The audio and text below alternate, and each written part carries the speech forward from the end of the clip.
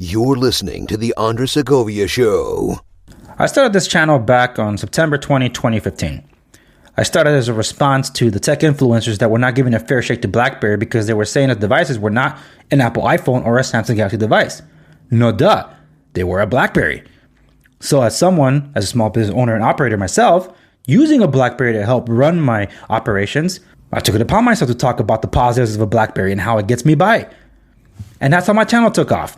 And for those of you that have been around since the very beginning, thank you so very much. I really appreciate it. But you also been around to see the morphing of the show. Because I didn't get the latest technology. I wasn't getting manufacturer products sent to my door. I wasn't getting invited to the press junkets. And I'm not one of those idiot creators that was taking advantage of the Amazon return policy to do a review of a product in a week or two and then return it. That's pathetic. It's stupid. I hate that. I did get sponsorship offers, and I did get promoted posts offers, and I never did it. The only time I reviewed a product that was asked of me by a company was the only company that was willing to allow me to keep my voice and opinion to review the product without them approving it.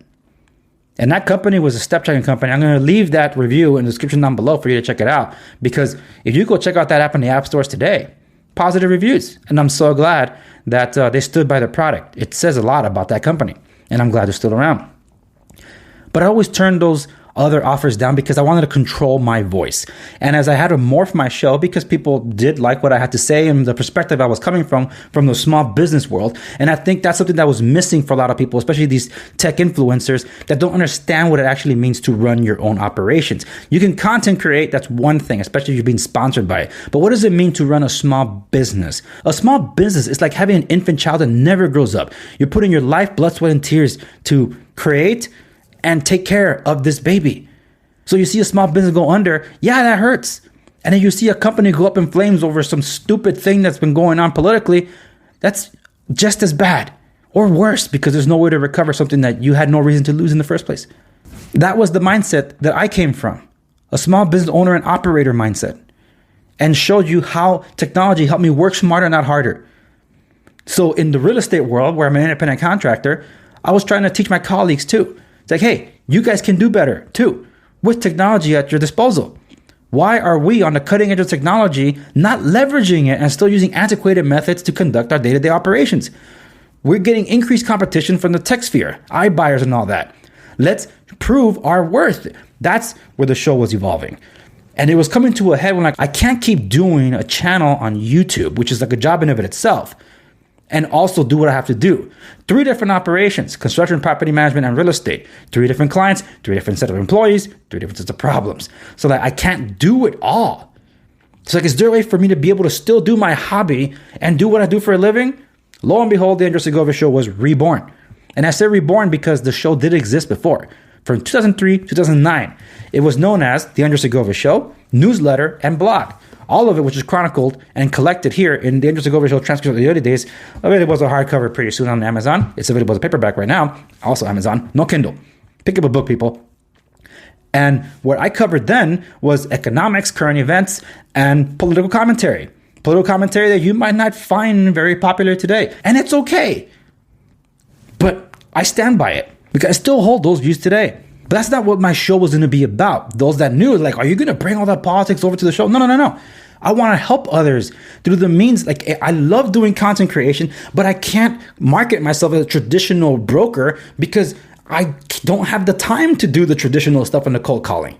So I got to separate myself from the tens of thousands of realtors out there anyway. So I found a way to leverage everything that I love how to do to be able to reach out to clients and people and educate them. And that's where I received the interaction. That's where I was able to connect even more so with people, not just tech, but to actually make an impact in people's lives, because I was targeting tenants, homeowners, and investors alike. It's like, I'm trying to help all of you in all this, because real estate is the best way for you to financially plan for your future and retirement. Not to mention beyond that, for your next generations and the ones after that. So yes, real estate was the best way. And I was educating them about that. So when Sacramento here in California is coming down with policies through the forms of propositions that are being put on ballots or things that are happening in the legislature coming along, I had to call those things out. And to call those things out, because it's politics, people will say it's political. Andres, you're bringing your opinion into it.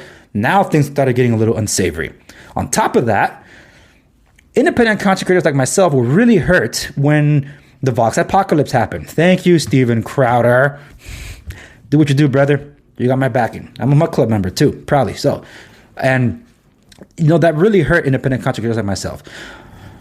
The goalposts kept moving with these community guidelines. I had episodes that were shadow banned, even outright removed. And like, what happened? I'm not even talking politics in any of it. But maybe there was a gotcha word in there. But context matters. It didn't matter though, because our voices always fell on deaf ears with YouTube, as tended to be the case. And that was terrible. That's why I knew that there was certain content that I would not be able to keep on YouTube, which is why you might have heard me invite you to say off the record, check it out at www.digitalgovia.com. If you go to today, you're not going to find it anymore though. Well, you kind of could if you navigate the labyrinth of categories, but not a specified place anymore. And that's on purpose. And it has to do with what I'm teasing on this episode today. Because that platform, I think I found a home for it. And I cannot talk about it just yet until something happens in my life that I will announce on January 2022. So for that, I would appreciate a subscription and hit the notification bell so you don't miss out on the announcements. That way you can be in the know, stay in the know too. Because it's a big shift for me as I devote myself to more advocacy, to devote myself to actually serving my underserved community of Hispanics.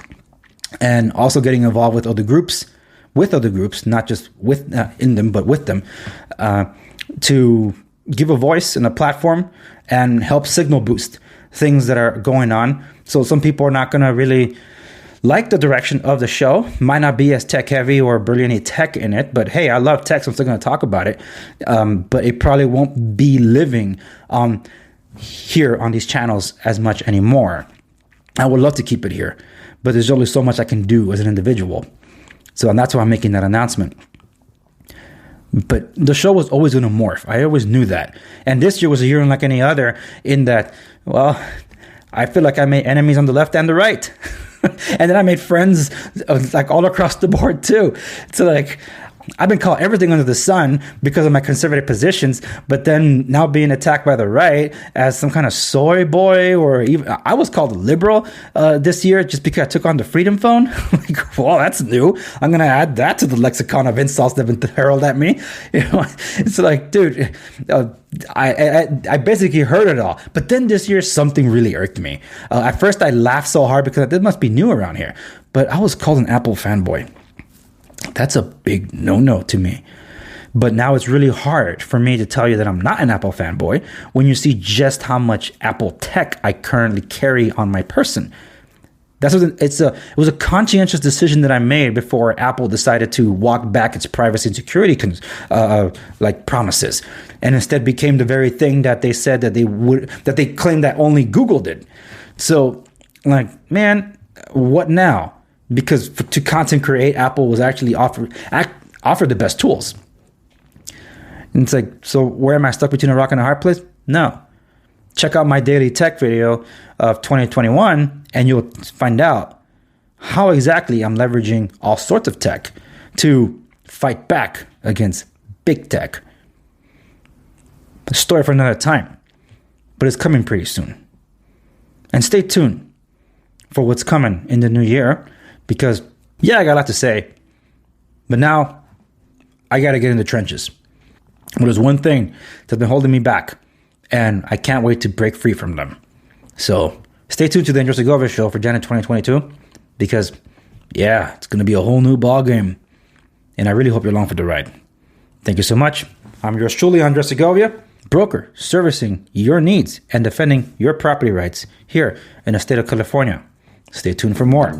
The Andres Segovia Show, Unshackled, finally, January 2022.